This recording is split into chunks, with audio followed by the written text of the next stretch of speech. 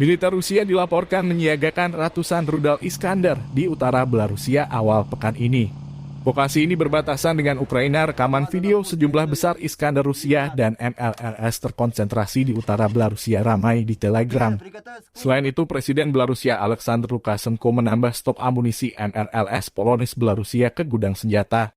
Media Ukraina mengutip informasi dari Hajun Belarusia pada 28 November bahwa Rusia mengirimkan sejumlah besar peralatan militer ke Belarusia, mencakup setidaknya 15 sistem rudal anti-pesawat Tor M2 dan 10 unit peralatan teknis.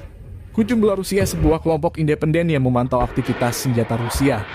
Sebelumnya, Yuri Ihnat, juru bicara Komando Angkatan Udara Ukraina, mengumumkan bahwa Rusia diyakini telah mengerahkan rudal Iskander dan sistem pertahanan udara S-400 ke sekutu dekat Belarusia. Pada saat yang sama, pejabat Ukraina mengatakan bahwa Rusia saat ini tidak membutuhkan S-300 untuk melindungi wilayah udara Belarusia, sehingga diputuskan untuk memindahkan kompleks ini ke wilayah Donbas di timur Ukraina. Pejabat Ukraina memperingatkan Belarusia tidak ikut campur di Ukraina.